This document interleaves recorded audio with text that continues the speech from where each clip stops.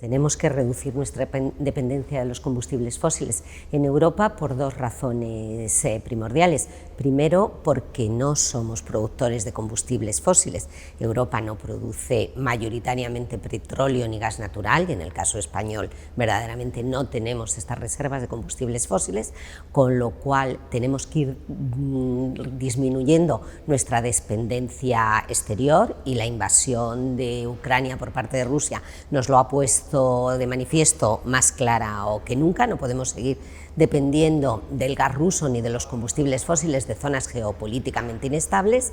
Esa es la primera razón. Tenemos que empezar a utilizar fuentes autóctonas de energía como las renovables, y la segunda razón es el cambio climático. Evidentemente no podemos seguir emitiendo de manera masiva CO2 a la atmósfera por el tema de emergencia climática al que nos enfrentamos. Entonces, no solamente es que es posible, es que es una obligación en la que ya estamos avanzando de manera decidida. La transición energética significa, lo primero, un cambio crucial de lo que es el papel del ciudadano o de la sociedad en el sistema energético. Hasta ahora estábamos acostumbrados a ver un sistema energético unidireccional, donde las grandes compañías energéticas producen la energía, hay otras grandes compañías que se dedican a transportarla, otros a distribuirla, y al final el consumidor final, es decir, los ciudadanos, los ciudadanos de a pie, éramos consumidores de esa energía. Ahora la transición energética ha puesto al ciudadano en el centro de la transición. Ahora el ciudadano no solamente puede consumir esta energía que generan otros, sino que se ha convertido en productor de energía también. Y hemos acuñado un término horrible pero muy gráfico que se llama el prosumidor. Es decir, no solamente podemos consumir energía, sino que mediante paneles solares, por ejemplo, en cada una de nuestras casas, podemos producir nuestra propia energía y consumirla haciendo autoconsumo, o también vender energía a la red cuando tenemos excedentes, o el vehículo eléctrico nos da posibilidades de cargar nuestro vehículo cuando la energía es barata y poderla inyectar a la red cuando la señal de precios lo hace interesante. Entonces, ese es el primer, y luego no cabe duda de que tenemos que hacer un esfuerzo de eficiencia energética, tenemos que reducir nuestro consumo energético. Esto no va de sustituir únicamente unas fuentes de energía fósiles por otras fuentes de energía renovable, tenemos que cambiar nuestros patrones de consumo y tenemos que hacer una gestión de la demanda activa también. Tenemos que empezar a concienciarnos de que tenemos que consumir más cuando hay exceso de energía solar y eólica mayoritariamente, y disminuir nuestros consumos cuando no hay esta generación renovable. Tenemos que cambiar el concepto. Antes estábamos acostumbrados a poner la lavadora a las 3 de la mañana porque era la energía más barata. Bueno, pues ahora la energía más barata se da a las 4 de la tarde, que es cuando la fotovoltaica está produciendo a máxima producción, con lo cual los ciudadanos tenemos que aprender también estas normas de consumo y hacer una gestión activa de la demanda.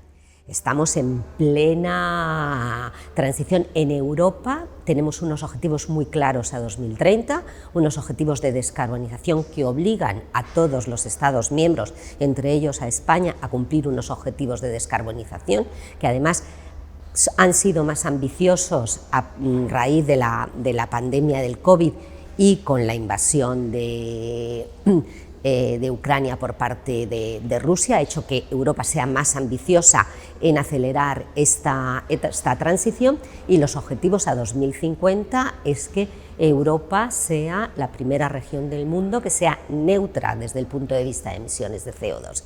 Y eso pasa por dos aspectos claves. Uno de ellos es que tenemos que electrificar la sociedad.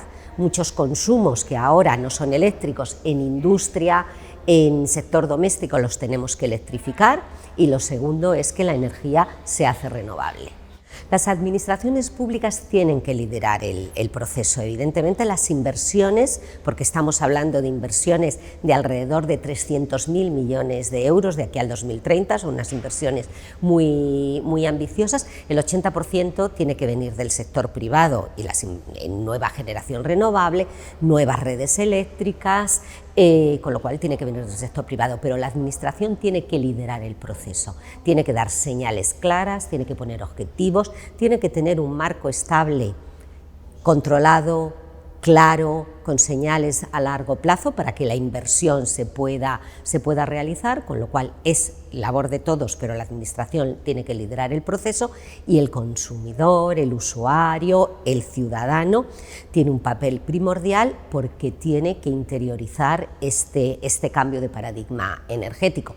Tenemos que acostumbrarnos a ver muchas instalaciones fotovoltaicas, estamos viendo que algunas instalaciones empiezan a tener una contestación social, los grandes parques fotovoltaicos, los eólicos, etcétera, etcétera. Entre todos tenemos que hacer que la sociedad entienda que tenemos que empezar a ver este tipo de instalaciones. Hay que hacerlo de una manera ordenada, por supuesto, pero tenemos que ser una sociedad madura, y si queremos renovables tendremos que tener instalaciones renovables. El día 30 se ha presentado por parte del Ministerio de Transición Ecológica y Reto Demográfico la actualización del PNIEC, del Plan Nacional Integrado de Energía y Clima, y lo que nos marca el PNIEC es que tenemos que disminuir nuestra dependencia energética en 20 puntos, tenemos que tener una dependencia energética alrededor del 50%, es decir, el 50% de la energía que consumimos y que producimos tiene que ser autóctona.